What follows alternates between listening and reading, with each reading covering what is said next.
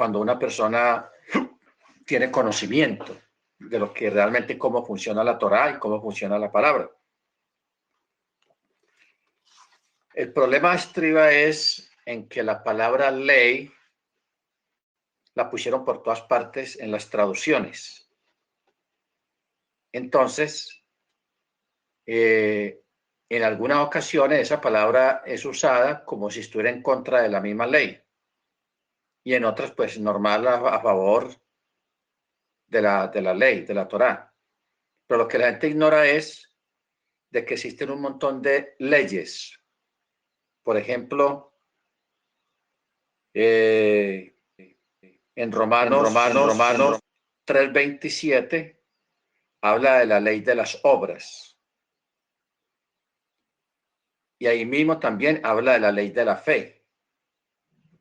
Luego en Romanos 7:2 habla de la ley de la esposa. Luego en Romanos 7:21 halló la ley del mal. Luego en Romanos 7:23 habla sobre la ley del pecado. En Romanos 6:2 habla sobre la ley del Mesías. Entonces mire que menciona un montón de leyes muy diferentes al concepto de la Torá en sí, de la ley de la Torá. Y entonces lo que estamos haciendo ahora es desenredar un poco esta parte. ¿Ok? Porque la lucha de Yeshua con los fariseos y los escribas no era contra la Torá, sino contra la interpretación que ellos daban de la Torá, porque ellos crearon normas, leyes, mandamientos que Yeshua mismo les dijo que eran mandamientos de hombres. Entonces, estuvimos mirando, por ejemplo, de que el judaísmo ortodoxo o ultraortodoxo, en su manejar, ellos tienen aproximadamente por ahí unas 1550 normas o 1550 mandamientos. Eso es demasiado, que los crearon ellos. Entonces, en sí están las 10 alocuciones, las 10 mandamientos, llamados los 10 mandamientos. Luego están lo que son las ordenanzas, los preceptos y todas esas otras normas que suman 613 mandamientos. O sea, cuando uno estudia la Torá desde Génesis a Deuteronomio, las leyes de la sanidad, las leyes de la castidad, las leyes morales, las leyes de purificación, las leyes, o sea, todos esos detalles es lo que hace que se llegue a ese número de 613 mandamientos. ¿Ok? Ahora, muchos de esos mandamientos no están disponibles ahora para guardar, porque muchos de esos mandamientos tienen que ver con el templo y con los sacrificios. Y nosotros hoy en día ya no ofrecemos sacrificios de animales, ni tenemos un templo como para cumplir las normativas que fueron dadas acerca del templo. Ni tampoco usamos vestiduras sacerdotales como para decir que vamos a cumplir las normativas en cuanto a las vestiduras sacerdotales, sobre los panes, en fin, sobre un montón de cosas que hoy en día no se pueden hacer. ¿Ok? Entonces,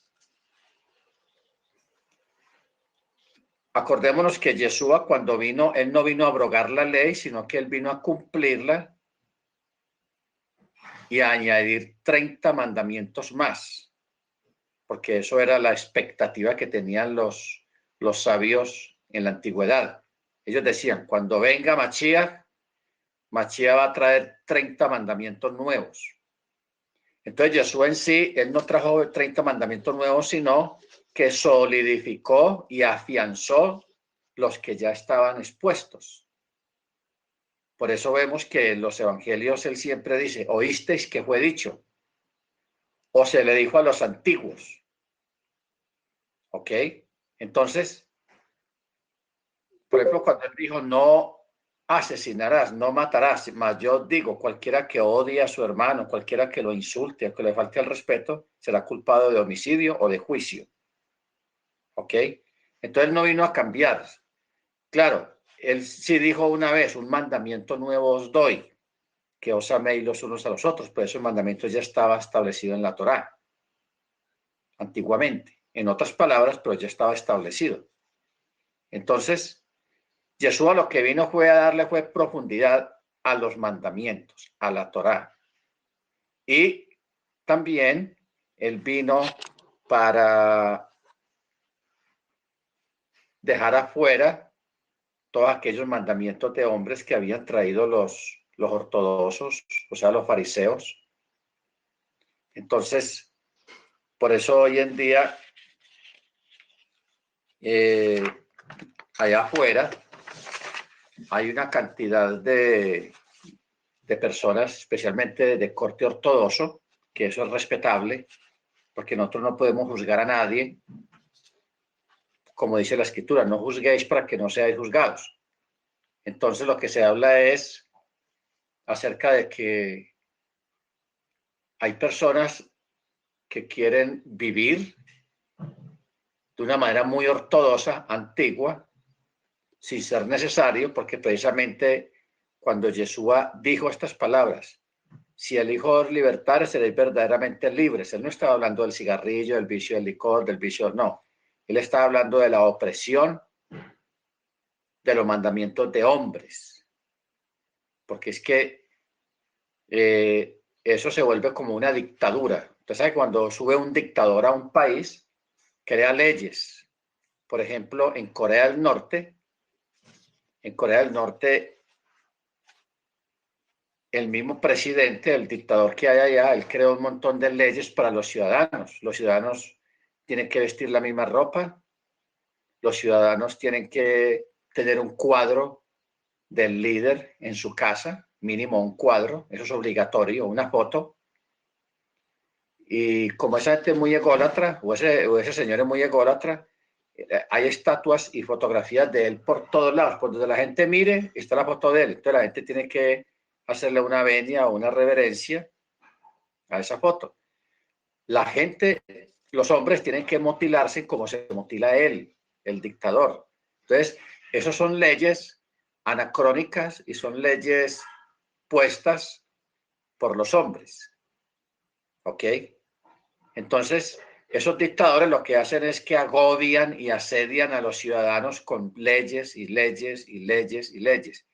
Eso pasó con los ortodoxos hoy en día, que los ortodoxos inventan leyes y leyes y leyes y leyes y leyes hoy en día y agobian al creyente y lo vuelven un esclavo de sus propias leyes. Por eso Pablo habla de que habían algunos grupos de líderes que se gloriaban el haber hecho circuncidar a determinada cantidad de personas, de prosélitos.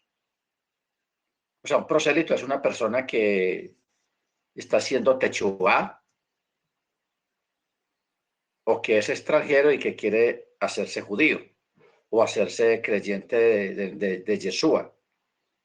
Entonces, lógicamente, pues mucha de esa gente venía sin circuncisión. Entonces, muchos creyentes ya de la Keilah se jactaban. Yo hice que se circuncidaran tantos hermanos, tantos varones, y se gloriaban en eso. Entonces, creaban como una doctrina alrededor de eso, que eso existe hoy en día mucho en el cristianismo evangélico, que vemos que hay predicadores, pastores o evangelistas que se dedican unos se dedican a predicar profecía, tiempos finales, otros milagros. Por ejemplo, un evangelista muy conocido de milagros y milagros y milagros era Gigi Ávila. Lo de él era milagros, sanidad divina. Ok, él no era maestro de la palabra, no, era milagros. Entonces, Eso mismo pasó en la Keilah al principio, de que mucha gente se empezaba a gloriar de algunos conocimientos o de algunas cosas que ocurrían en su entorno. Entonces ellos se gloriaban en eso. Y por eso Pablo lo reprende, dice que él se gloriaba era en Mashiach. Amén. Muy bien. Está claro. Pablo dice que la Torá de Elohim te maldice por no cumplirla a la perfección. Y para esto vino Mashiach. Para librarnos de la maldición de la ley. Mire que aquí no dice de la Torá, sino la maldición de la ley. Porque así como la muerte, Pablo dice que la ley de Elohim es santa, justa, buena, pero si no la cumplimos a la perfección, entonces la ley nos maldice, o sea, nos castiga y nos condena a muerte. Por eso Yeshua es nuestra justificación y nos da vida eterna. La ley produce muerte. Yeshua produce vida, por eso dijo. Ahora, ¿por qué dice que la ley produce muerte? Porque aquí está hablando de la ley del pecado. Y ustedes saben que desde un principio se dijo, el hombre que pecare, ese morirá. Porque la ley, o sea, la ley del pecado, produce muerte. O sea, separación. Entonces, pero en sí la Torah produce vida. Ahora, ¿por qué hace una contrapuesta acá y dice que Yeshua produce vida? Sucede y pasa de que Yeshua es el dador de la Torá y él mismo es la Torá. Ese es el asunto. Yeshua es el dador de la Torá porque él fue el que dio la Torá y él mismo lo dice. Mis palabras son vida. Guardad mis mandamientos. Mire que ¿qué hombre en este mundo se podía atrever a decir, guarden mis mandamientos, guarden mis mandamientos, guarden mi palabra? Solamente Yeshua podría decir una cosa de esas. ¿Por qué lo dice? Porque él fue el que dio la Torá. Y él es la Torá. Por eso dice en Juan 1, dice, y el verbo se hizo carne. O sea, la palabra se hizo carne y habitó entre nosotros. Por eso dijo, hemos muerto, Pablo dijo, hemos muerto a la Torá o a la ley del pecado por medio del cuerpo de Mashiach, para que ahora seamos de otro Adón, de Mashiach, de aquel que pagó el precio según la Torá, y Yeshua nos redimió según la Torá, a través de su resurrección, también resucitamos con él para gloria de Elohim. Romanos 7, 1 al 6. Ahora, ¿qué es lo que pasa aquí?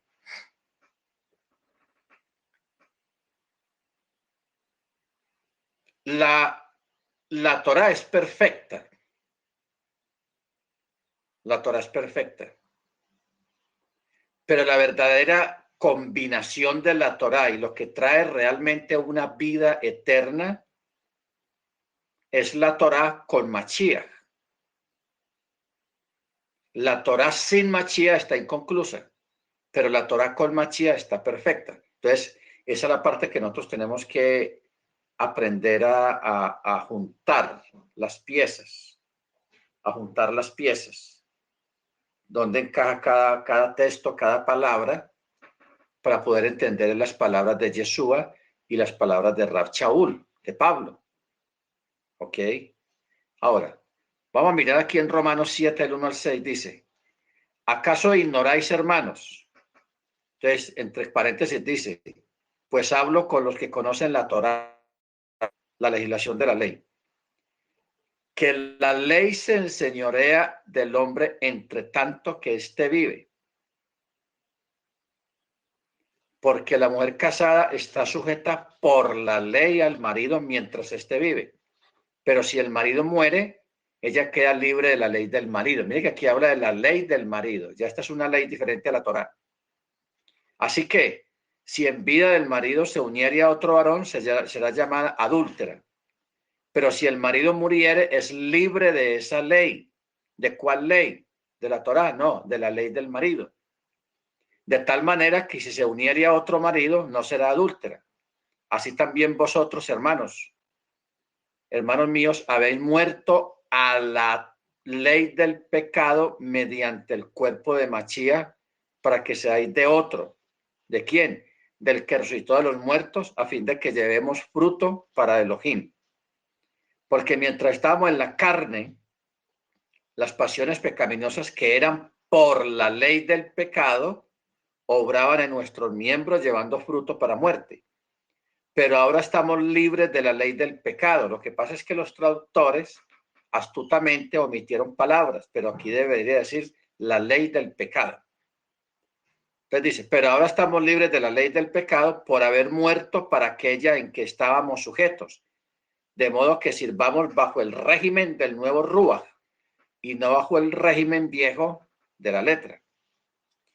Y en Gálatas 3:19 al 24 dice, entonces, ¿para qué sirve la ley? ¿Cuál ley? ¿La Torá o la ley del pecado? Dice, fue añadida a causa de las transgresiones, hasta que viniese la simiente a quien fue hecha la promesa y ordenada por medio de ángeles en manos de un mediador.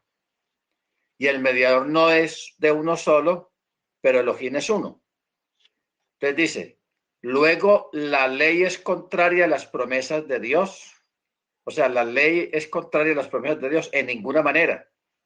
Porque si la ley dada pudiera vivificar, la justicia fuera verdaderamente por la ley.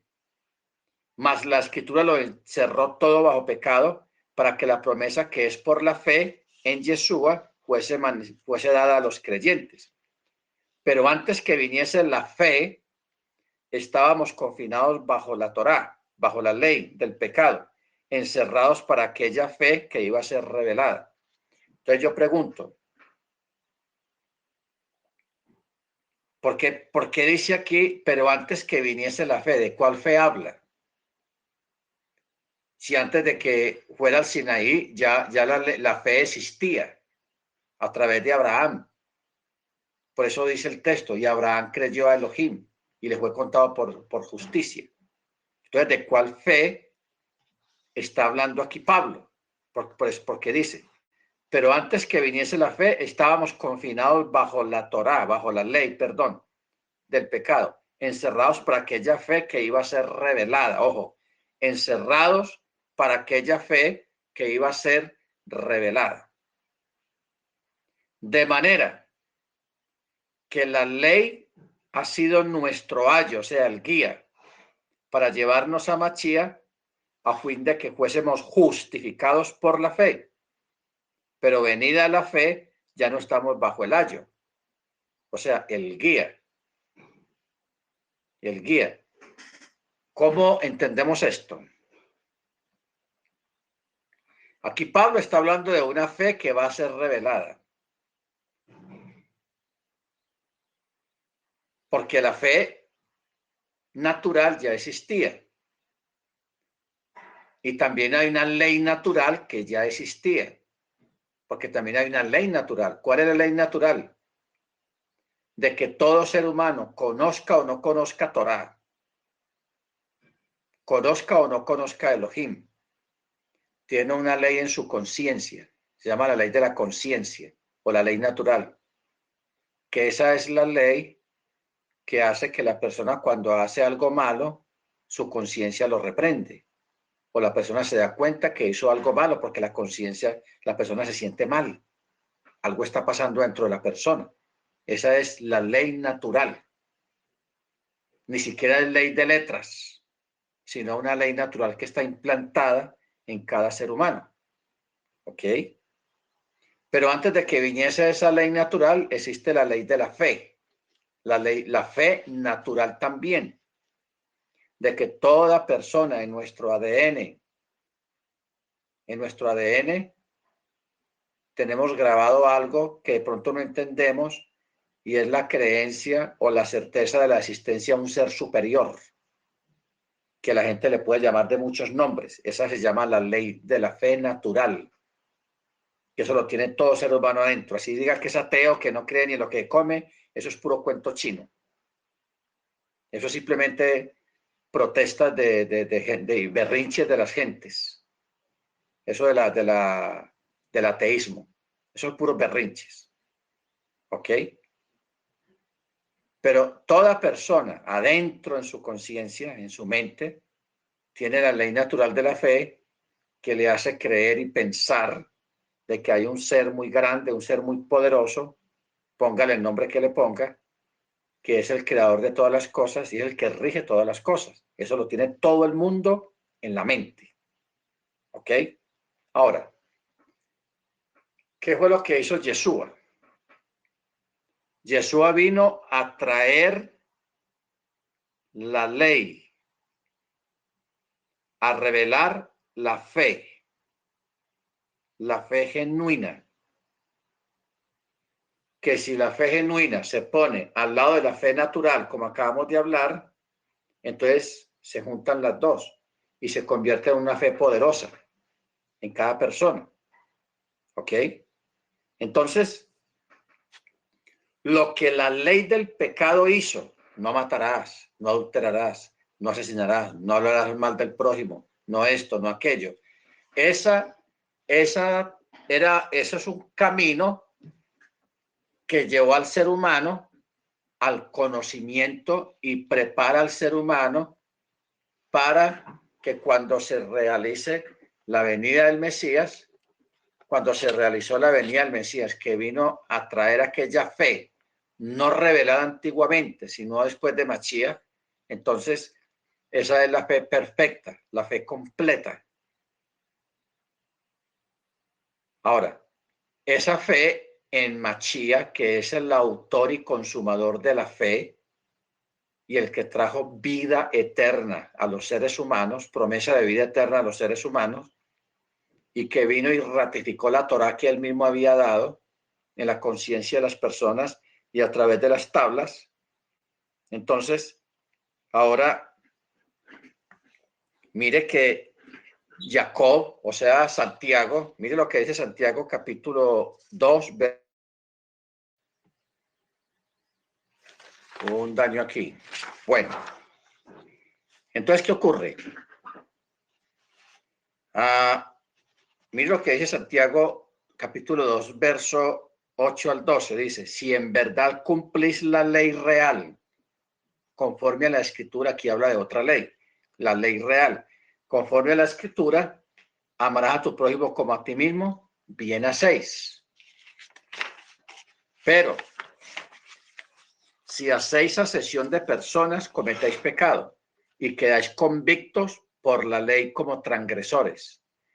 Porque cualquiera que guardare toda la ley, pero ofendiera en un punto, se hace culpable de todos. Porque el que dijo, no cometerás adulterio, también dijo, no asesinarás. Ahora bien, si no cometes adulterio, pero matas, ya te has hecho transgresor de la ley. Así hablad y así hacer como los que habéis de ser juzgados por la ley de la libertad. Aquí ya hay otra ley, la ley de la libertad. Bueno, también hay en Santiago capítulo 1, verso 25, mire lo que dice. Mas el que mira atentamente en la perfecta ley de la libertad y persevera en ella, no siendo oidor olvidadizo, sino hacedor de la obra, este será bienaventurado en lo que hace. Ok, entonces aquí viene lo importante. Si usted entiende esto que vamos a decir, estás hecho.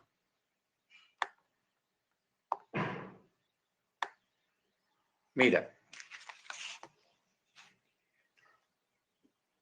cuando uno mira el antiguo pacto y luego mira el nuevo pacto, uno ve que hay un cambio de fraseología, de palabras, más que todo en las cartas de los agiógrafos, o sea, los apóstoles, las cartas apostólicas. Ya ellos comienzan a hablar de la Torá, pero no, en un sentido diferente, con otras palabras y dándole una dimensión más profunda y amplia, entendiendo así el verdadero propósito de Elohim para poder levantar al ser humano de su caída. Por eso el nuevo pacto ya se habla de, entonces aquí vamos a mirar con detalle esto, lo que voy a decir. Aquí habla de un montón de leyes, O sea, está hablando de unas normativas, pero con otras palabras. Por ejemplo, la verdadera ley, una. Segundo, la perfecta ley, Santiago 1:25. Habla de la ley de Cristo, la ley de Mashiach, Santiago 1:25. Habla de la ley real, Santiago 2:8. Habla de la ley de la libertad, Santiago 2:12. Habla de la ley del espíritu, la ley del Ruach, Romanos 8:2. Y habla de la ley de la fe, Romanos 3:27. Y habla de la ley del pecado. Y habla de la ley del esposo. Entonces, aquí está hablando, hermanos, acerca de la legislación, acerca de los mandamientos dados inicialmente, que luego fueron explicados y aplicados. Entonces aquí los apóstoles ya hablan en la ley de la libertad, la ley del esposo, la ley de Cristo, la ley del Ruach, la ley de la fe, la verdadera ley, la perfecta ley. Aquí está hablando de la Torá, porque esto es Torá, lo que hay detrás de estos títulos, hay Torá, está la Torá. ¿Ok? Pero Yeshua vino, lo que Yeshua vino a hacer, entre tantas cosas que vino a hacer, fue a librarnos de la maldición de la ley del pecado. ¿Por cuál maldición de la ley del pecado? De que un niño, cuando nace, ya es un pecador. Así de sencillo. O sea, una persona para ser un pecador no necesita salir o crecer y hacer cosas malas para ser un pecador. Ya se nace con la simiente del pecado, ya se nace pecador. Por eso Pablo habla, en cierta ocasión dice, nacido de hombre y de mujer, o nacido de mujer. El mero hecho de nacer de una mujer ya es un pecador. Ya es un pecador. ¿Por qué? Porque todos traemos en nuestra carne y en nuestra alma la simiente del pecado, o sea, la maldición del pecado. ¿Dónde se dio la maldición? Allá en Génesis, cuando se dijo, el alma que pecare, esa morirá. Esa es la maldición. Entonces, ¿qué fue lo que vino a hacer Cristo? A quitar la maldición. Entonces ya por eso Rab Shaul dice que ya no andemos conforme a la carne, sino conforme al Ruach, conforme al espíritu de la Torá. ¿Ok? No andar flotando, ni andar en una nube, no, sino guardando perfectamente el mandamiento y creyendo en Yeshua, porque Yeshua nos libró de la maldición del pecado, de la ley del pecado, y nos hizo libres. Nos hizo libres. Por eso nosotros no tenemos en este tiempo que estar tan atados a tantas normativas creadas por los hombres para poder ser salvos o para poder alcanzar la benevolencia del cielo. No, no es necesario ya hoy en día. ¿Ok? Entonces, mira cómo dice. Alguien decía antiguamente, cantar no salva, pero los salvos cantan. Así también podemos decir respecto a este tema. Las obras de la ley no salvan, mas el que ama a su prójimo guarda la Torá, porque el cumplimiento de la ley es el amor. Las obras de la ley no salvan, pero el que va a ser salvo guarda la Torá, guarda los mandamientos. Así de sencillo. Vuelvo a decir, cantar no salva, pero los salvos cantan. Las obras de la ley no salvan, pero los que van a ser salvos guardan la Torá, guardan la ley. ¿Entendemos? Así de sencillo. Ahora, algo que a nosotros nos parece extraño es el oír de que antes de que Elohim diera la Torá en el monte Sinaí al pueblo de Israel, ya la ley era practicada por algunos de los antiguos. Por ejemplo, en el libro de Génesis, imagínate, en Génesis, porque la apertura de la Torá, cuando el Eterno dio la Torá en el Sinaí, eso fue en el libro de Éxodo. muchos años después. Pero aquí en Génesis capítulo 26, verso 5 dice, por cuanto oyó Abraham mi voz, guardó mi precepto, mis mandamientos, mis estatutos y mis leyes.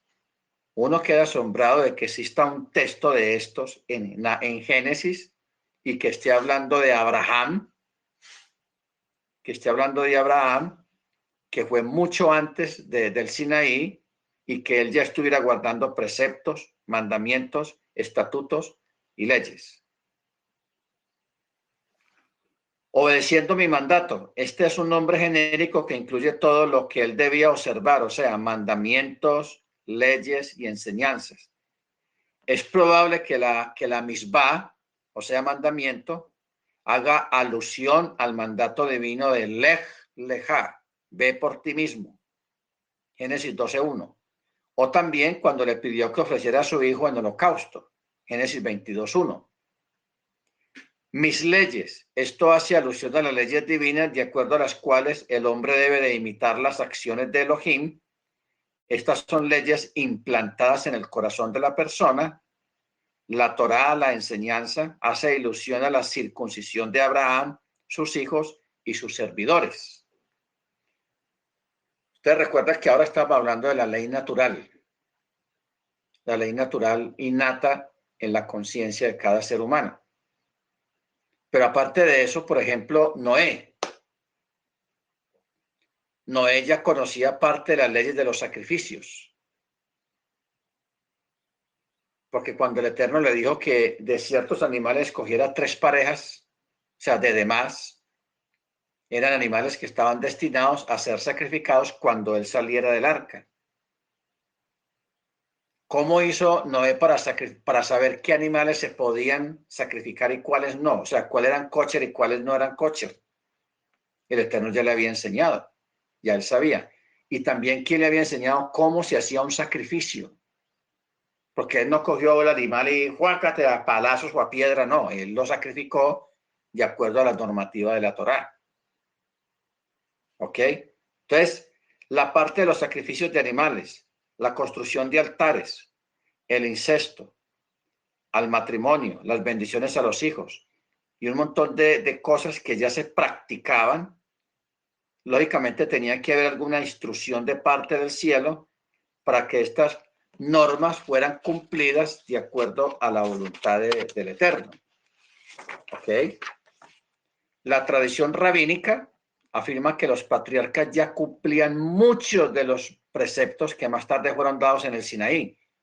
Ellos las cumplieron por medio de su propia comprensión profética, a pesar de que en sentido estricto no estaban obligados a cumplirla. Por ejemplo, Jacob se casó con 2 hermanas, que eso en la ley más adelante estuvo prohibido, que no se podía casar por 2 hermanas por los problemas de las rivalidades entre ellas.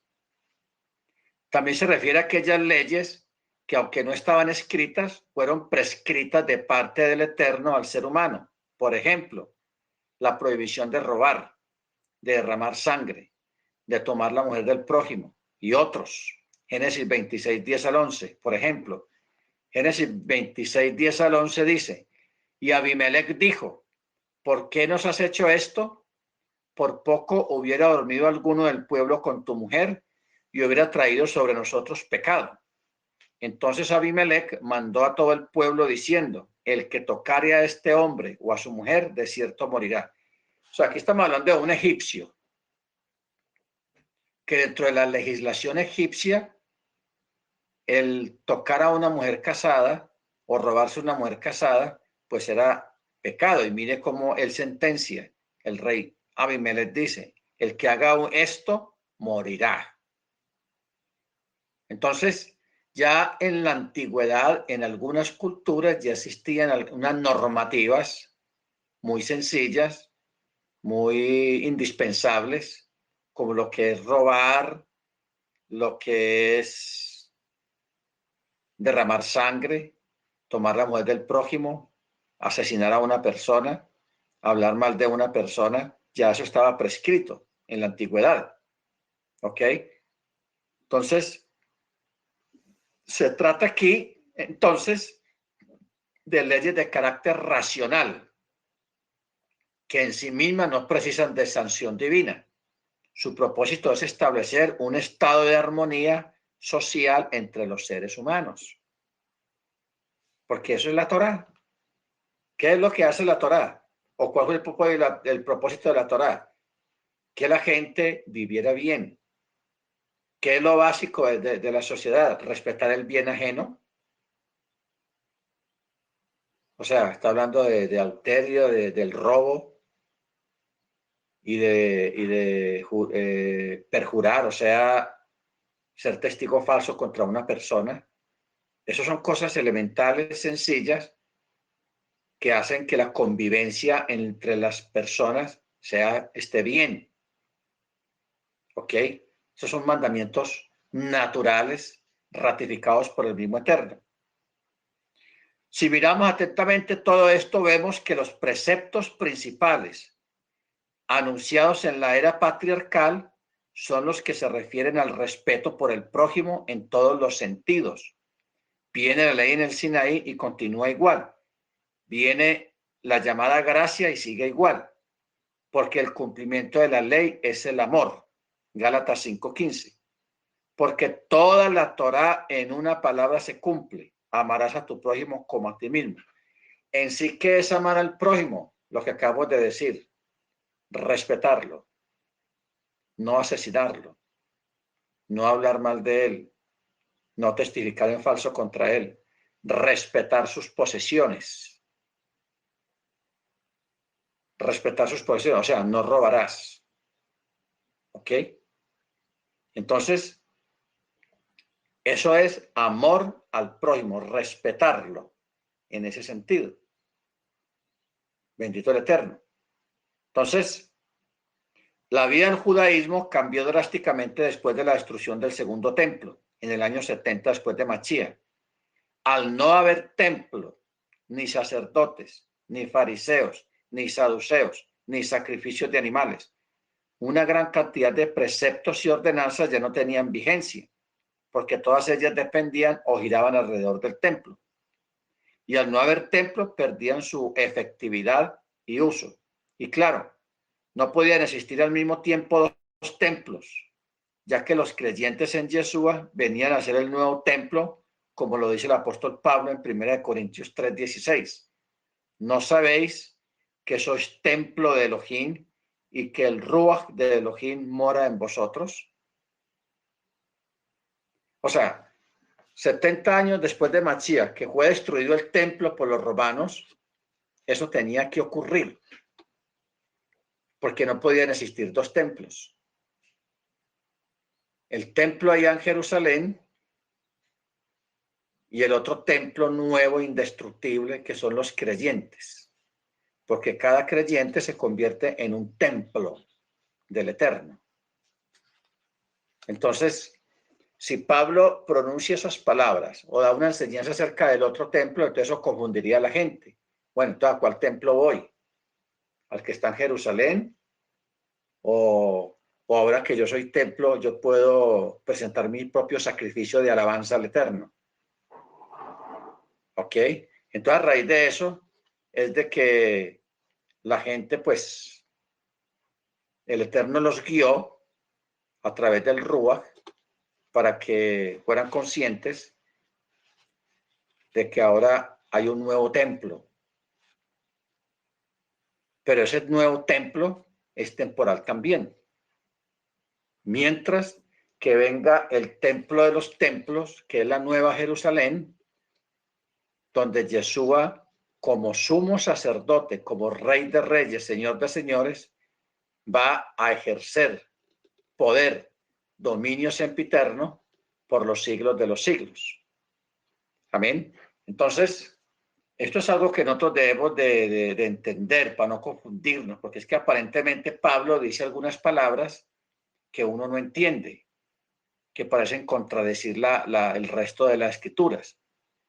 Pero Pablo no es ninguna contradicción, simplemente él está mencionando esos otros tipos de leyes la ley del pecado, la ley del espíritu, la ley del natural, la ley de la fe, todo lo que acabamos de mirar ahora, eso es lo que él está refutando, la verdadera ley, la perfecta ley, la ley de Mashiach, la ley real, la ley de la libertad, la ley del Ruach, la ley de la fe, la ley del esposo y todos esos tipos de leyes, los cuales nos llevan a nosotros a mirar de que realmente hoy en día la Torá está vigente. Por eso en el libro Apocalipsis vamos a mirar unos dos textos acerca de los salvos.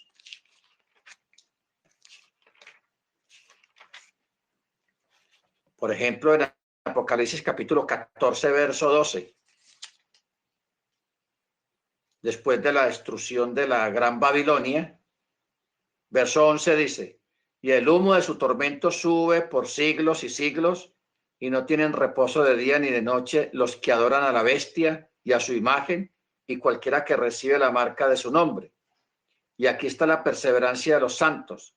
¿Quiénes? Los que guardan los mandamientos de Dios y que tienen la fe en Yeshua. Ojo con eso. Guardan los mandamientos y tienen la fe en Yeshua. Bueno, en Apocalipsis capítulo 12, verso 17, dice, entonces el dragón se enfureció contra la mujer y se fue a hacer guerra contra los restantes de su descendencia. ¿Quiénes son esos? Los que guardan los mandamientos de Elohim y tienen el testimonio de Yeshua. Las dos cosas. O sea, la Torá sin la fe en Yeshua no es efectiva. Y la fe en Yeshua sin la Torá tampoco es efectiva. Tienen que estar las dos cosas juntas. Torá y Yeshua y Torá.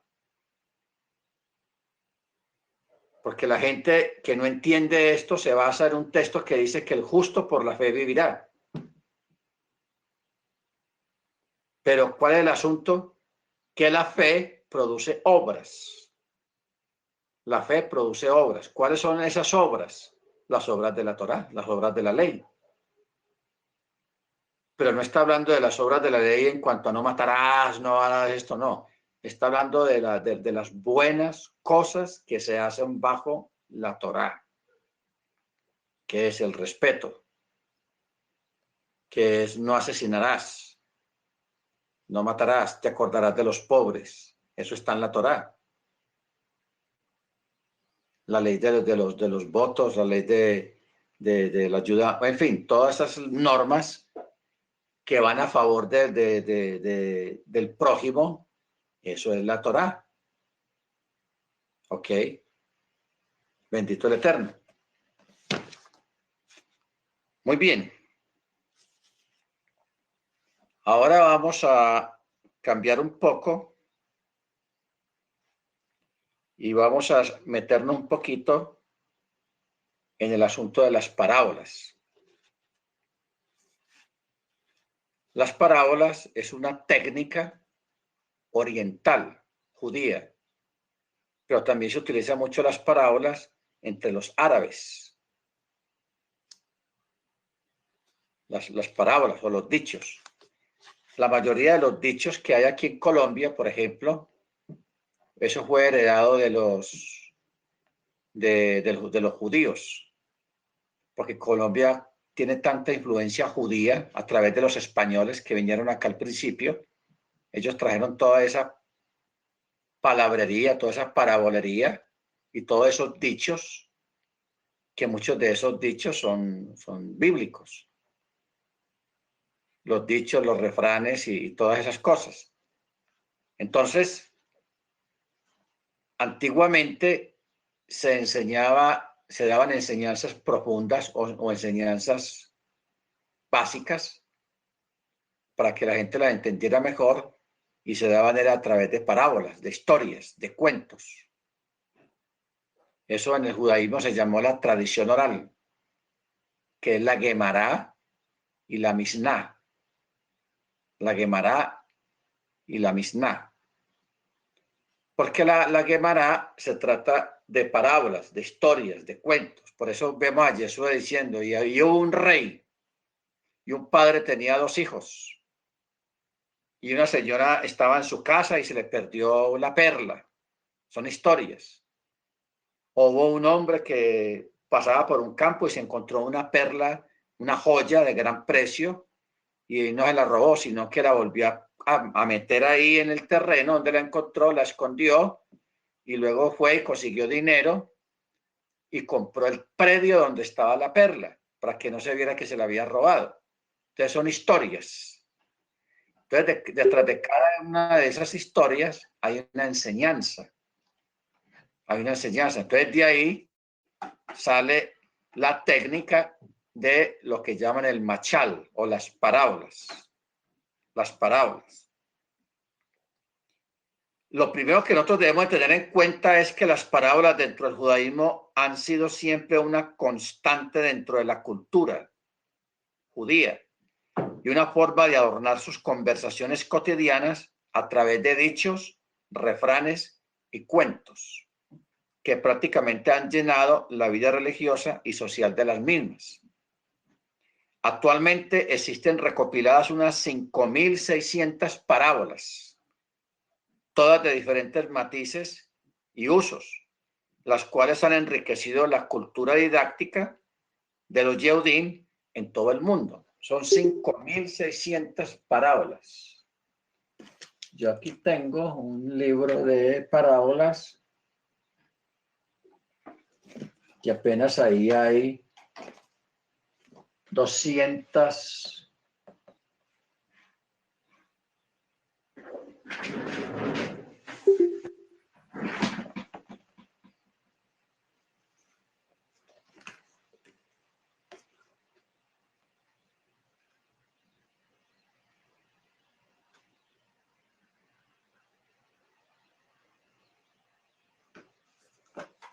Ok.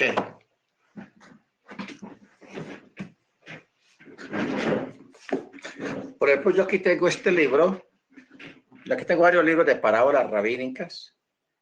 Este es un libro que se llama Parábolas del Talmud. Ok. Si uno compara este libro con este, que es de un autor colombiano, Dichos y Refranes, son muy parecidos a los dichos de las parábolas rabínicas. ¿Ok? Entonces,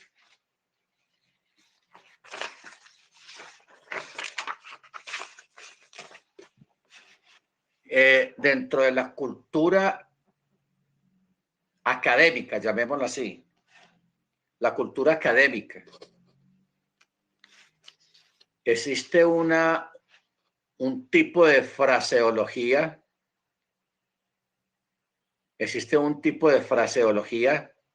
o de palabras claves. O sea, porque hay parábolas que usted las lee y usted no entiende nada, absolutamente nada. Usted leyó una historia, un cuento, y le pareció bonito el cuento, pero usted de ahí no pudo sacar nada más. Pero cuando usted entiende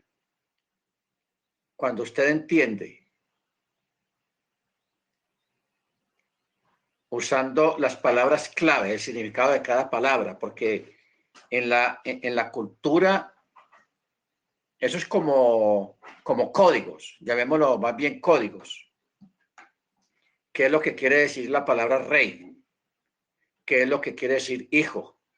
¿Qué es lo que quiere decir mar? ¿Qué es lo que quiere decir caballo? ¿Qué es lo que quiere decir frutos? ¿Qué es lo que quiere decir casa? ¿Qué es lo que quiere decir, en fin?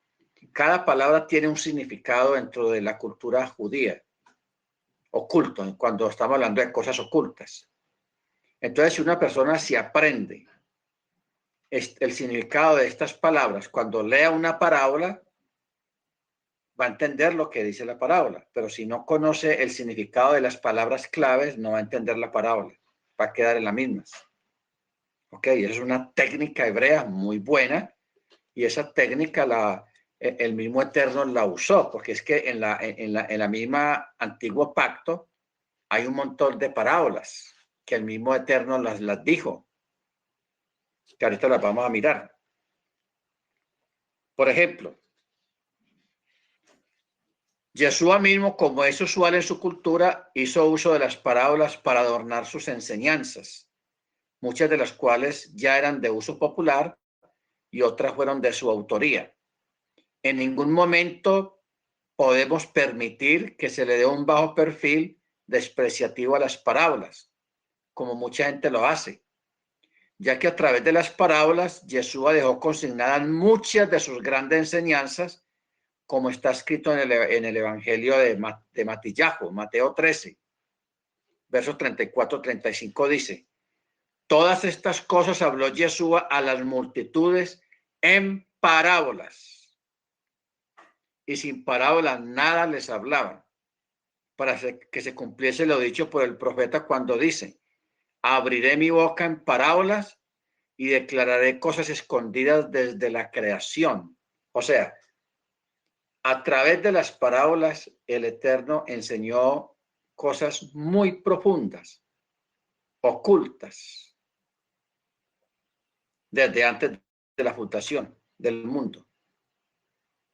Por eso es que yo le hablaba ahora de las claves, de las palabras claves en la fraseología de las parábolas. Si uno no sabe las palabras, el significado de las palabras, no va a entender nada. Un cuento muy bonito, qué chévere, gracias, hasta luego, no más. Pero si una persona sabe y aprende el significado de cada palabra clave, va a entender el mensaje oculto que hay detrás de una parábola. ¿Ok? Entonces, empecemos. ¿Qué es una parábola? Dentro del concepto religioso, una parábola es una alegoría corta. La designación en el hebreo para la parábola es machal, que significa máxima sustanciosa. Comprende desde los dichos cortos, los sentenciosos y los enigmáticos, o los llamados proverbios o máximas, hasta la alegoría elaborada, o sea, el símil, la comparación y el cuento corto o largo. Cabe señalar, sin embargo, que machal se utiliza también para asignar otras formas de retórica como la fábula. Por eso, en Proverbios 1:6 dice, mire cómo dice: para entender proverbio y declaración, palabras de los sabios y sus dichos profundos. Palabras de los sabios y sus dichos profundos. ¿Ok? Entonces, por eso dice, Lejavín machal umlitza, diverei jajamín vejidotam. Ok. Entonces, vamos a mirar algunas parábolas fáciles de entender. Las más complicadas dejamos para después. Segunda de Samuel 12, 1-4. El pobre hombre tenía una sola oveja que un vecino rico se la quitó para ponerla delante de su huésped. Esta parábola fue dicha para ilustrar el pecado de David que había cometido con Betsabé, la esposa de Urías. ¿Ve? Ya sabemos el significado de esa parábola. Otra, segunda de Samuel 14, 6, 8. La mujer sabia de Teoa o Tecoa que indujo a David a hacer las paces con Absalón. Con Absalón. ¿Por qué no miramos eso? Segunda de Samuel 14. Estas son parábolas sencillas.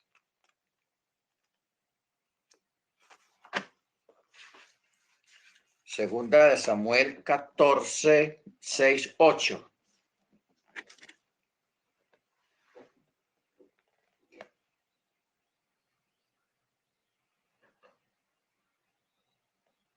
Vamos a leer a partir del verso 6. Mire usted esta mujer tan astuta y la parábola que usó. Dice, tu sierva tenía 2 hijos y los 2 se pelearon en el campo. No habiendo quien los separara, el uno hirió al otro y lo mató. Y ahora toda la familia se ha levantado contra tu sierva y han dicho, entrega al que mató a su hermano para que lo matemos por la vida de su hermano, a quien mató, y destruiremos también el heredero. Así están por apagar el ascua que me queda, sin dejar de mi marido nombre ni posteridad sobre la faz de la tierra. Y el rey dijo a la mujer, vete a tu casa, que yo daré orden respecto a ti. La mujer de Tecoa dijo entonces al rey, oh señor mío, recaiga la iniquidad sobre mí y sobre la casa de mi padre, pero que el rey y su trono sean libres de culpa. Y dijo el rey, al que hable contra ti, hazlo venir a mí y no volverá a tocarte más. Y ella dijo, te ruego, oh rey, que recuerdes que Yahweh tu Elohim, para que el vengador de la sangre no aumente el daño ni destruya a mi hijo. Y él dijo, vive Yahweh, que ni un cabello de tu hijo caerá por tierra. Y la mujer le dijo, permíteme, te ruego, que tu sierva hable una palabra a mi señor el rey. Y él le dijo, habla. Y dijo la mujer, ¿por qué pues piensas tal cosa contra el pueblo de Elohim? Pues al decir esta palabra el rey es como culpable, ya que el rey no permite regresar a su desterrado. ¿Se da cuenta? La mujer inventó una historia sobre sí misma de 2 hijos que ella tenía, que uno mató al otro, y que la familia y la comunidad la estaban acusando a ella y le estaban diciendo que había que matar al otro para poder vengar al que murió y dejar esa familia, por esa tragedia, dejarlo sin descendencia, sin nombre. O sea, ella lo puso así de esta manera. Claro, David entendió porque en ese tiempo David estaba disgustado con Absalón. Acordémonos que Absalón se rebeló contra David, contra el rey, y quiso suplantarlo a él como rey. Entonces David pues le cogió pereza, le cogió odio y no lo quería recibir en el palacio. Entonces la mujer quería que él sí lo recibiera, pero fue a través de estas parábolas para que David cayera en cuenta de las cosas. ¿Ok? Muy bien. Hay otra parábola en Primera de Reyes 20, 39 al 40 del discípulo del profeta a Acab, que demuestra el rumbo equivocado que había adoptado Ben-Hadad. Yo quiero que miremos esta otra, la que está en Isaías 5, 1 al 6. Isaías 5, 1 al 6. Esta parábola, vamos a ver que es tenaz. Esta es de las parábolas bravas y que tiene significados ocultos. Vamos a mirar.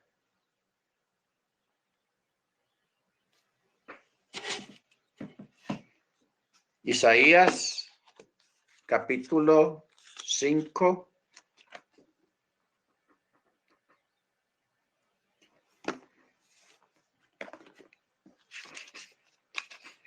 Bueno, no sé si usted lo había leído antes, pero vamos a mirar.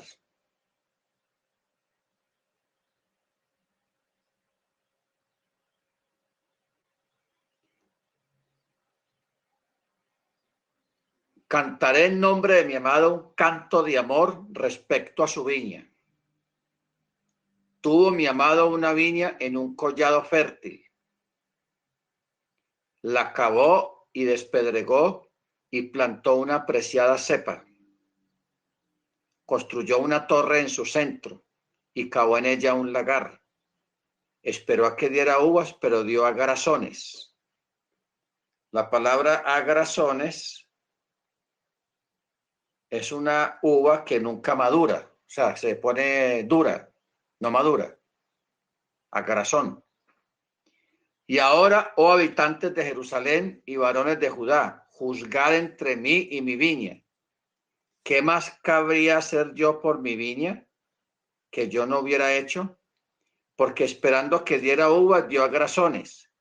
Os mostraré pues lo que haré con mi viña. quitaré su vallado para que sirva de pasto, derribaré su cerca para que la pisoteen y la dejaré arrasada y no será podada ni labrada.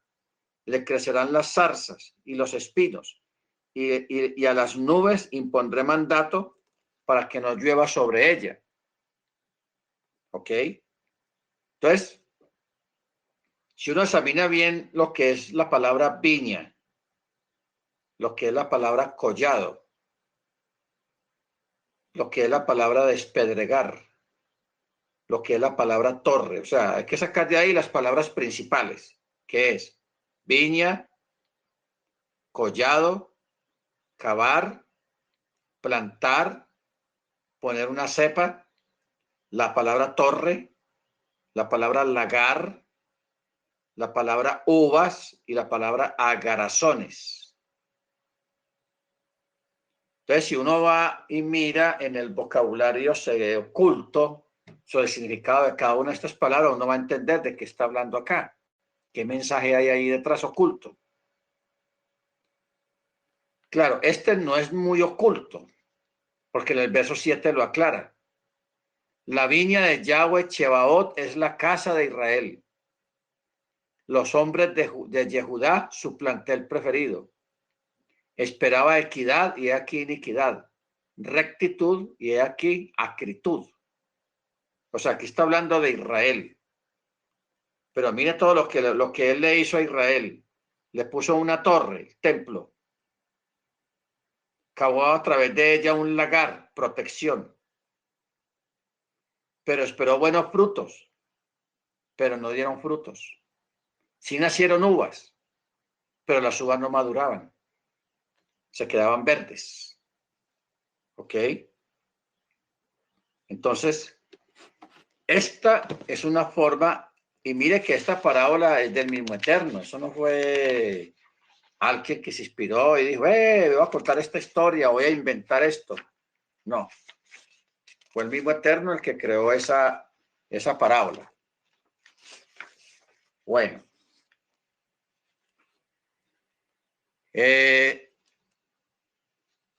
Otra que está en Isaías 28, verso 24-28. De los agricultores que no aran continuamente, pero prepara el camino y siembra su semilla. La organización de toda su obra en su debido orden pretende mostrar la actividad metódica del Eterno. Ahora, hay una parábola que yo quiero buscar, Isaías 28,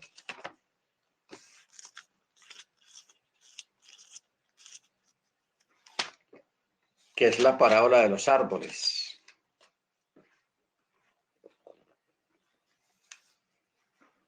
Isaías 28, 24.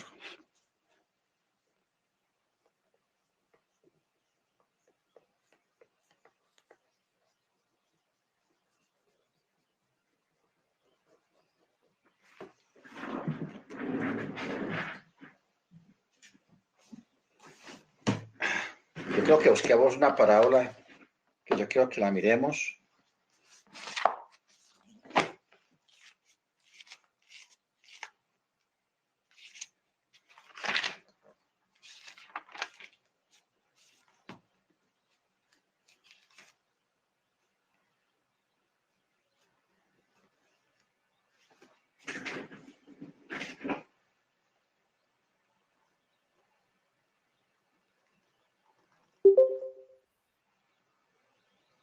Jueces 9.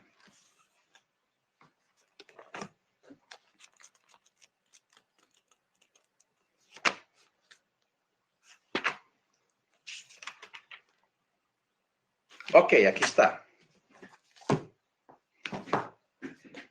Vamos a mirar, hermano, esta parábola que es tenaz.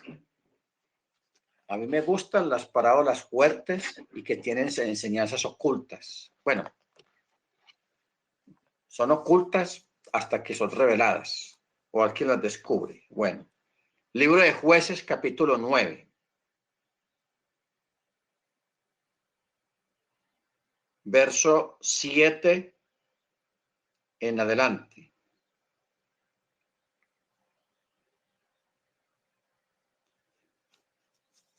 Dice, cuando se lo declararon a Jotam, fue y se puso en la cumbre del monte Gerizim, y alzando su voz clamó y les dijo,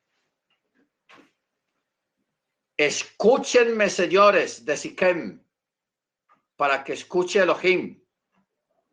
Fueron una vez los árboles a ungir sobre ellos rey, y dijeron al olivo, reina sobre nosotros. Pero les dijo el olivo, dejaré mi aceite con el cual Elohim y los hombres son honrados para mecerme por encima de los árboles. No.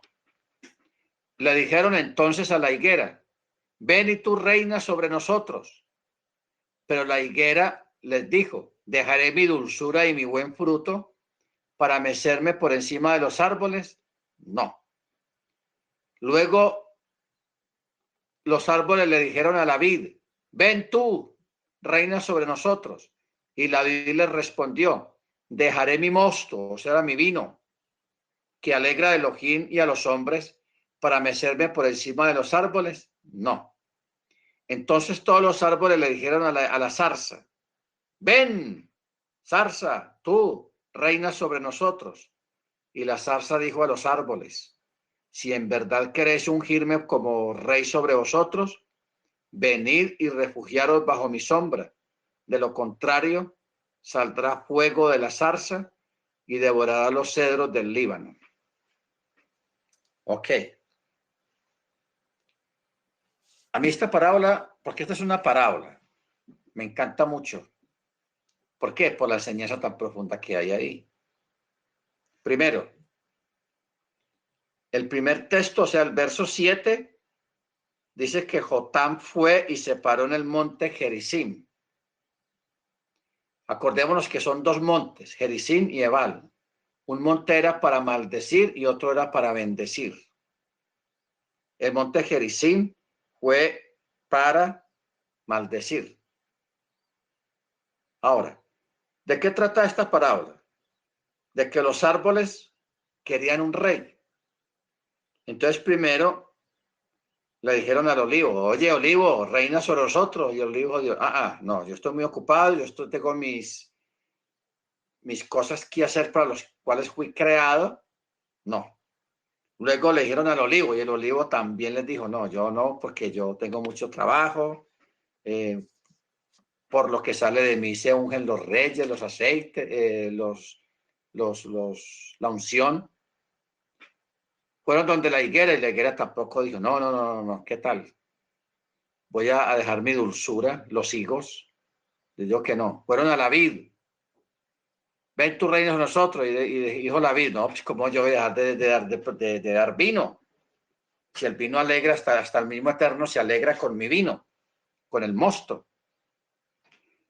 Y luego fueron donde la zarza. ¿Cuál es el asunto de la zarza? La zarza no produce frutos. La zarza es un helecho y tiene espinas. Entonces, ¿a quién representa la zarza? La zarza representa el antimachía, el anticristo. Mire usted el alcance de estas palabras. La zarza tipifica al antimachía, al anticristo. Por eso él dice, vengan y refúgiense bajo mi sombra. De lo contrario saldrá fuego de la zarza y devorará los cedros del Líbano.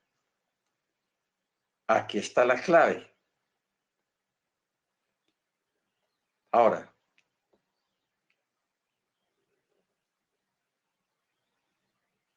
vamos a sacarle más. Esta alegoría combina la historia de Israel, representando la higuera, la posición nacional de Israel, la cual se marchitó y tuvo que ser cortada. El olivo representa los privilegios del pacto de Elohim con Israel, los cuales siguen vigentes. Romanos 11. La vid representa las bendiciones espirituales de Israel, Juan 15. La zarza, el antimachía, bajo cuya sombra Israel va a cobijarse, resultándole un fuego consumidor. Jeremías 37. O sea, mire usted, porque ¿qué es lo que va a ocurrir dentro de poco tiempo, hermanos? Cuando aparezca el antimachía, él va a engañar a los judíos. Y los judíos se van a poner bajo su amparo, bajo su sombra. Y le van a decir a los sabios judíos, le van a decir a su gente, a los Yehudim, este es el Mesías que estamos esperando. Este es el Mesías. Este es el Mesías. Pues claro, todos los judíos, ortodoxos más que todo, se van a hacer bajo la sombra de este personaje. Y este personaje después les va a caer duro arriba a ellos, los va a matar, va a morir mucha gente. O sea, ¿quiénes son los que no van a caer bajo el embrujo de la zarza que representa al anticristo, al antimachía? Nosotros que creemos en Jesús, nosotros no vamos a caer en la trampa. ¿Por qué? Porque nosotros sabemos que Yeshua o el Machía ya vino. Nosotros sabemos que Machía ya vino. Yo sé que algunos, porque ¿cuál es el problema que tenemos hoy en día con las comunidades mesiánicas? Los que creemos en Yeshua como Machía. De que como muchos se están volviendo muy ortodoxos y están mirando mucho al judaísmo ortodoxo. Nosotros a los ortodoxos debemos de mirarlo es para orar por ellos, porque ellos están con esa carga aquí encima de tantos mandamientos y tantas normas, tantas leyes, tantas cosas, los tienen atribulados a ellos y ellos están en su rollo con eso. Pero Yeshua nos libró de la ley del pecado y nos dio la ley de la libertad en Machía, no de la Torá, sino de la ley del pecado, o sea, la carga. Por eso él dijo, venid a mí todos los que estéis trabajados y cargados, que yo os haré descansar. Él no estaba hablando de la gente que está cargada de pecados y de cosas, no, cargados por las normativas fariseas y de escribas. Él estaba hablando, era de eso. ¿Ok? Entonces, ¿qué pasa? Lo que ocurre es de que como hay muchos creyentes en Machía, comunidades que quieren volverse muy ortodoxos, y eso es un error. Volver a la ortodoxia es volver a la esclavitud de las normas y los mandamientos de hombres, Talmud. Y Yeshua vino y nos liberó fue de eso, hermanos, de caer en esas cosas, mandamientos de hombres. Entonces, muchas de estas comunidades de pronto van a ver en el antimachía, en este personaje que los mismos judíos, los sabios judíos, los rabinos judíos de ortodoxos de este tiempo van a señalar y van a decir, este es Machía, el que estamos esperando. Entonces, muchos hermanos creyentes en Machía que han estado mirando mucho a los ortodoxos, sus enseñanzas, sus prácticas y sus cosas, se van a ir para allá también. Van a caer en la apostasía y van a creer en ese antimachía. ¿Ok? Entonces, esta parábola está hablando precisamente, nos está dando una enseñanza muy profunda acerca de los tiempos finales. ¿Ok? Ahora, en el concepto de la parábola también es colocar algo al lado de, para poder comprender una verdad.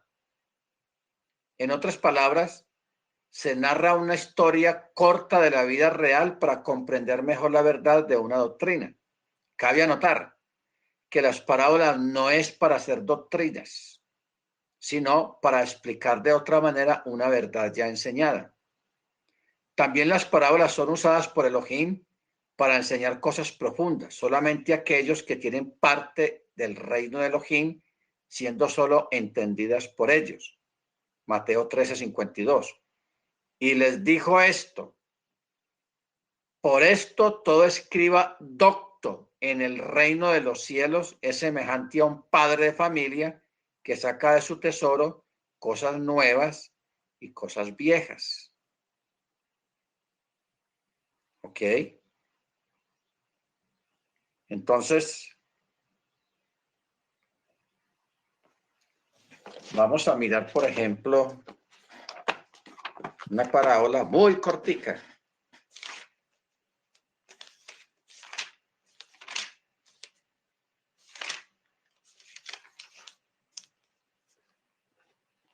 Miren una parábola cortitísima, pero tan profunda. Está en Mateo capítulo 13, verso 33. Es un solo versículo. Pero qué parábola. No es una parábola, es una parabolota.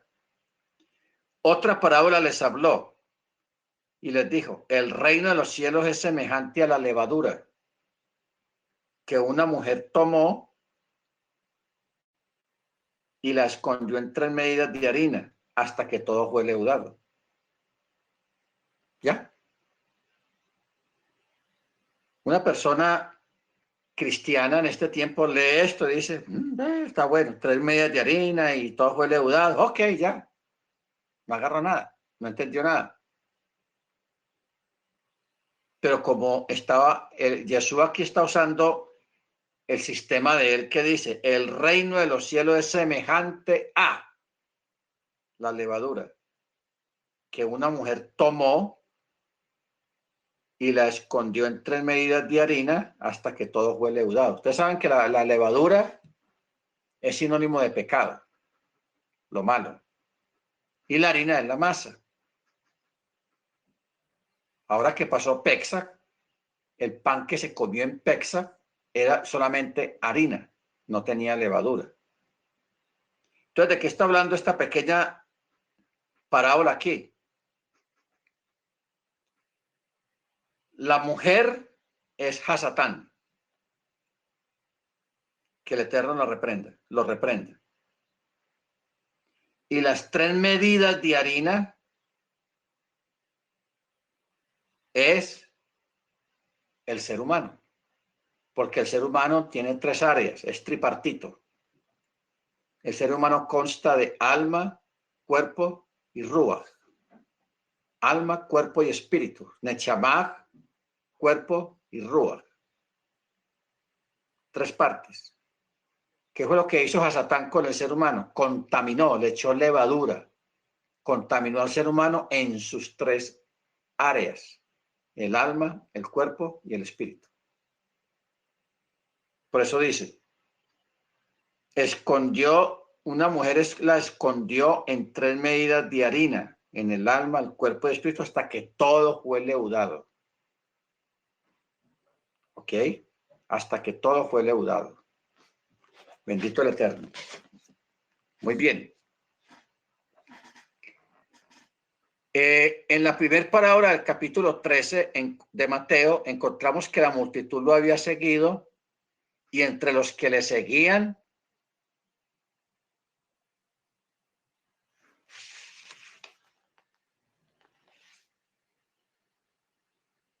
¿me escuchan, hermanos? ¿Aló? Sí, yo lo estoy escuchando. Ya, es que aquí me salió, es que yo me había ido. Me salió una visita que Germán Loaiza se fue. Y yo, ¿cómo así que yo me fui? Ok, sigamos.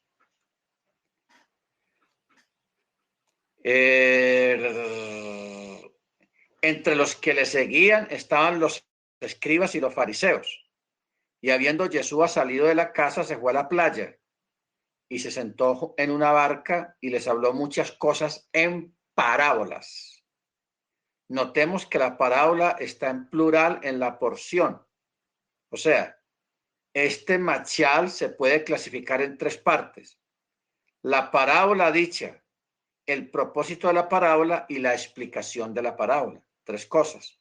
la parábola dada, el propósito de la parábola y la explicación de la parábola.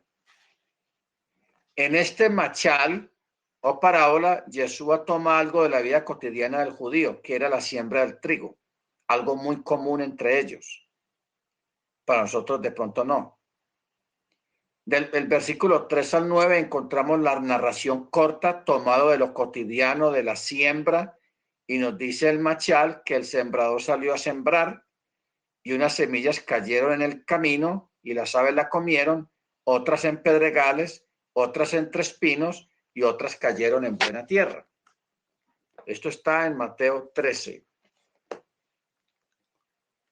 Mateo 13. Bueno.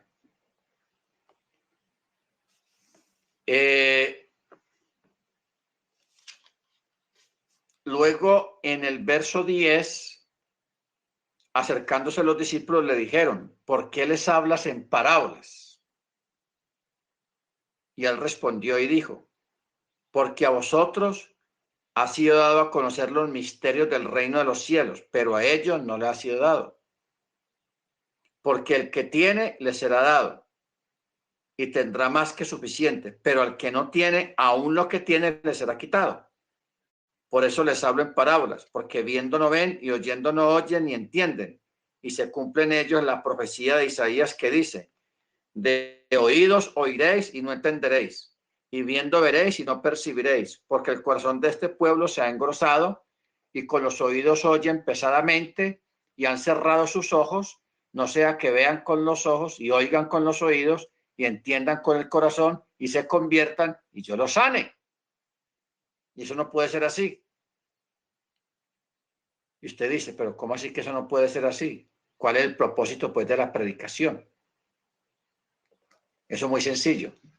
No todos van a ser salvos. No todos van a ser salvos. Y aquí se aplica una parábola de Yeshua unas palabras de Yeshua cuando dijo que no echen las perlas a los perros. No echen las perlas a los perros.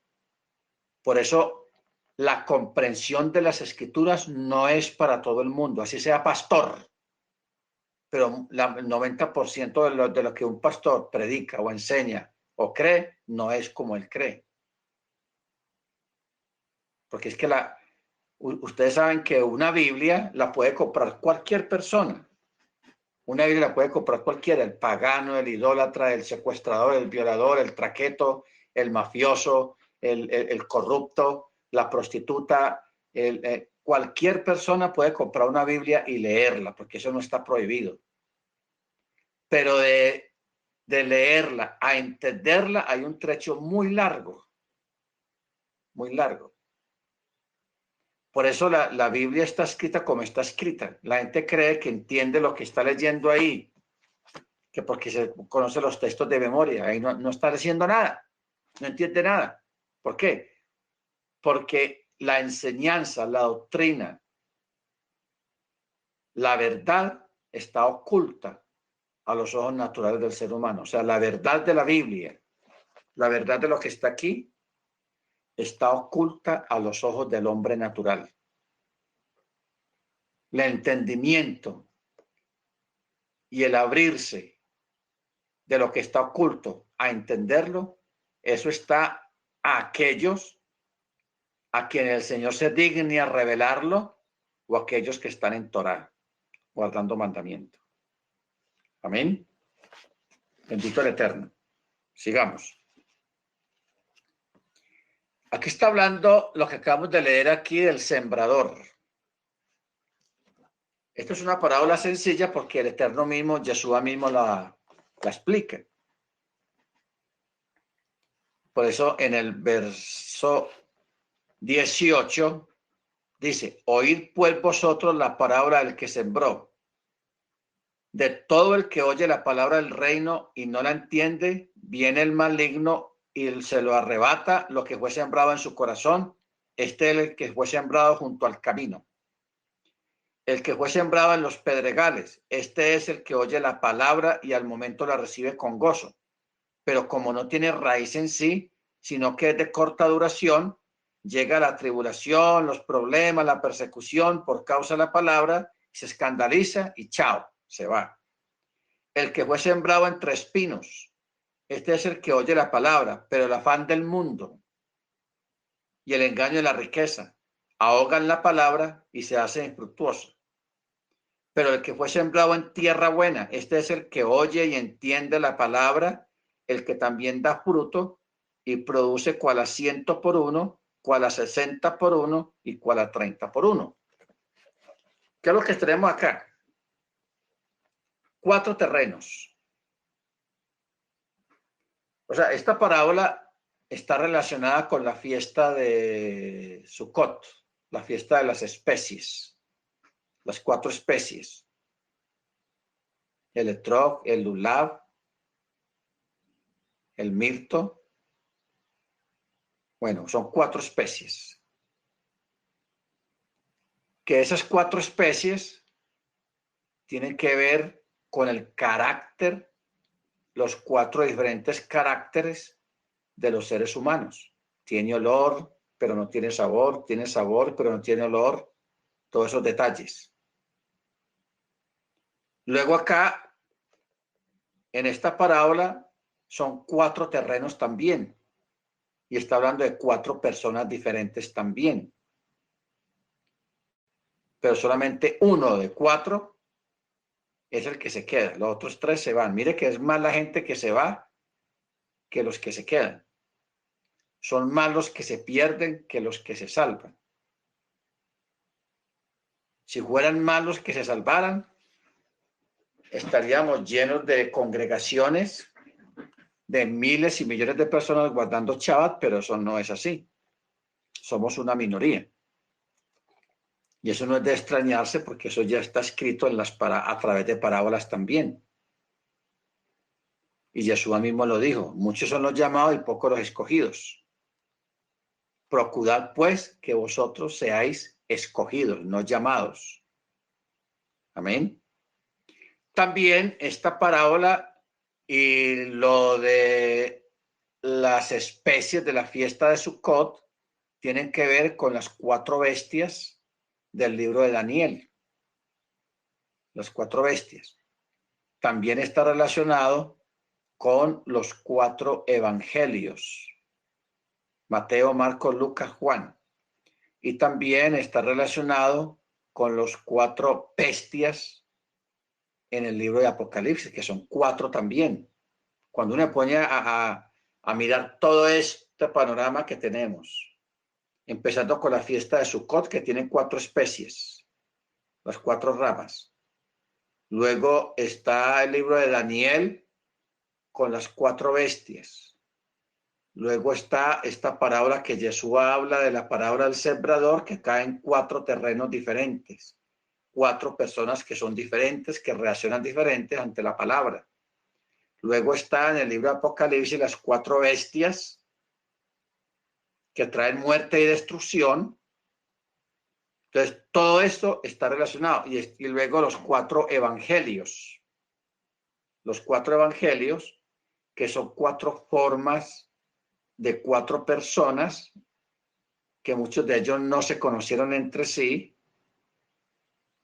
y que estas 4 personas plasmaron la vida de Yeshua bajo 4 perspectivas diferentes.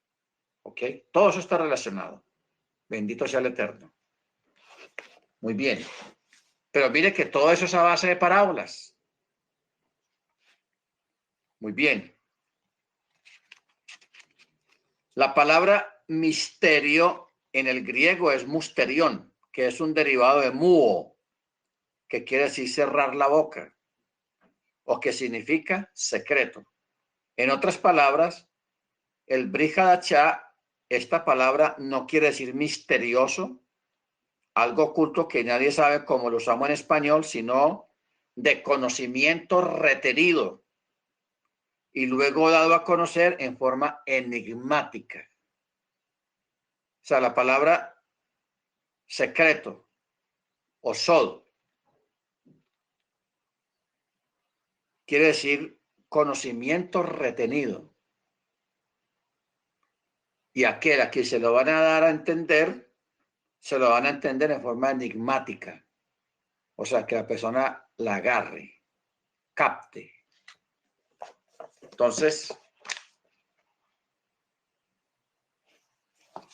de este libro de dichos, por ejemplo, hay un dicho que dice, a rey muerto, rey puesto.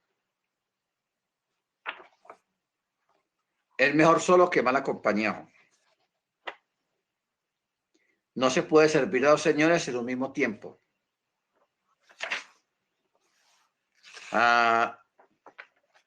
Árbol que nace torcido, jamás su rama endereza.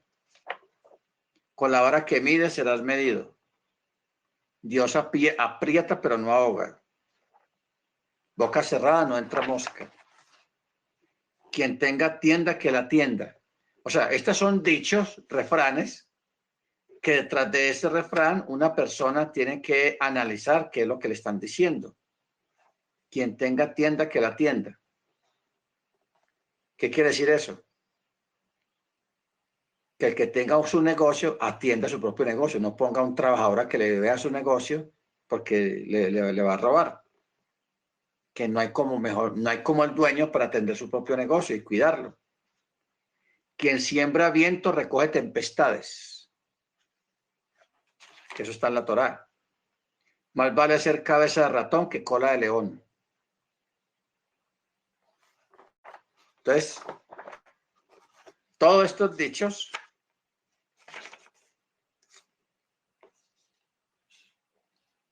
la mayoría de ellas son de aquí de la cultura judía. ¿Ok?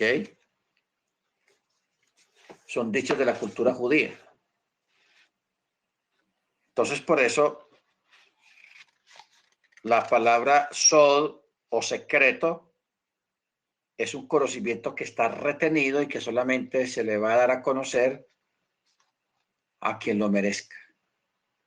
Amén. Hay una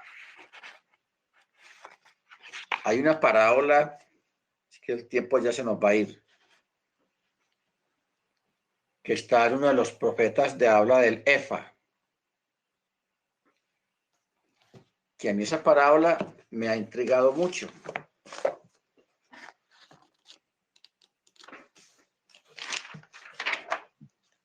Yo se la voy a dejar y mañana la discutimos. Lo voy a poner a estudiar esta noche.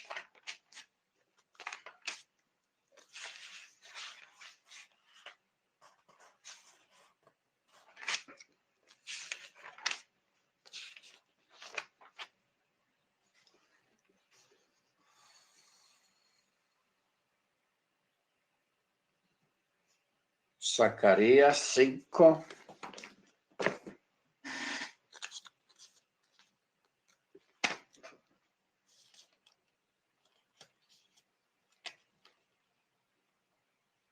Bueno,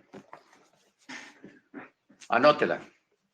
Libro del profeta Zacarías, capítulo 5, verso 5. Dice, y salió el ángel que hablaba conmigo y me dijo, alza ahora tus ojos y mira qué es lo que sale. Y le dije, ¿qué es? Y respondió, es un efa que sale. Dijo además, es el ojo de ellos en toda la tierra. Y aquí que una tapa de plomo fue levantada y había una mujer sentada en medio del efa. Y dijo, esta es la maldad. Y la arrojó dentro del efa. Y echó la tapa de plomo sobre su abertura. Luego alcé mis ojos y miré, y aquí dos mujeres, y había viento en sus alas. Mire usted qué curiosidad. Este es el primer texto, y quizá el único, donde habla de seres alados que son femeninas. Yo sé que esto es una parábola, pero es raro que se mencione mujer o varón en cuanto a seres alados. Por eso dice, alcé mis ojos y miré, y aquí dos mujeres, y había viento en sus alas, porque tenían alas como alas de cigüeña, y alzaron el efa entre la tierra y los cielos. Y le dije al ángel que hablaba conmigo, ¿a dónde llevan el efa? Y me respondió, a edificarle templo en la tierra de Sinar, para que cuando esté listo sea colocado allí en su lugar. Bueno, yo sé que de pronto para mañana sea muy rápido, muy pronto, pero les dejo la tareita de que me averigüen qué significa eso, esta parábola o esta visión, que es el efa, quién es el ojo, quién es la mujer que estaba sentada en medio del efa. Bueno, dice que es la maldad. ¿Qué significa el plomo en la tapando el efa? ¿Quiénes son las dos mujeres? ¿Y por qué tenían alas como de cigüeña? ¿Y por qué llevaron el efa con la mujer con la maldad adentro a tierra de Sinar? ¿Y cuál templo, de cuál templo está hablando eso de la tierra de Sinar? Esa es la tarea que les dejo para mañana, para que estudiemos un poco sobre esto, que esa parábola, hermano, es muy profunda. Quiera el Eterno que nos dé el privilegio de entender qué es lo que dice ahí, qué quiere decir eso. Amén. Muy bien, mis hermanos, mañana les espero para que sigamos con esto de las parábolas, que me parece un tema muy profundo y muy interesante, muy importante, entender misterio. A mí me gustan los misterios, porque toda la Torá es puro misterio. Todo está oculto. Por eso, desde que yo comencé hace muchos años, yo me pegué de un texto y tómelo también para usted, si usted quiere. Jeremías 33:3, que dice, clama a mí, yo te responderé y te enseñaré cosas grandes y ocultas que tú no conoces. Jeremías 33:3. Bueno, mis hermanos, les agradezco mucho la deferencia de estar aquí en esta clase. Vamos a orar y mañana no se le olvide para que estemos bien dispuestos y no olvide la tareita. Zacarías 5, 5 al 11. Zacarías capítulo 5, donde por primera vez la escritura menciona mujeres aladas, con alas. ¿Qué significa eso? Bueno, oremos, hermanos. Eterno, te damos gracias en el nombre de nuestro Adón Yeshua HaMashiach por la oportunidad que nos has brindado de estar delante de tu presencia. Concédenos en esta noche tu bendición. Concédenos en esta noche un descanso. Te rogamos que muevas todas las cosas a favor de tu pueblo, a favor de los que estamos aquí. Envíanos espíritu de revelación, envíanos espíritu de entendimiento y que se cumpla en nosotros Jeremías 33:3, que tú nos enseñarás cosas grandes y ocultas que no conocemos. En esta noche yo te ruego para que muevas la naturaleza a través de tu poder y de tu misericordia, que muevas las cosas a favor de tu pueblo, que todos estamos necesitados de tu bendición, de tu presencia. Bendice a todo tu pueblo y en todo lugar, bendice a los Yehudim, bendice a los que están allá en Eres Israel, guárdalos de esos cohetes de la franja de Gaza, de los palestinos, y concede la protección también para todos, y nos des una Laila Tov, una buena noche para la gloria tuya. Estamos en tus manos, te damos gracias, te lo pedimos, en el nombre de nuestro Adón, Yeshua HaMashiach. Amén. Muy bien, mis hermanos, Laila Tov para todos, que descansen. Mañana les espero a las 8, todos cumpliditos, para que sigamos aprendiendo más acerca de los misterios del Eterno, de la Torá. Amén. Laila Tov para todos. Laila Tov. Laila Tov. Shalom, shalom.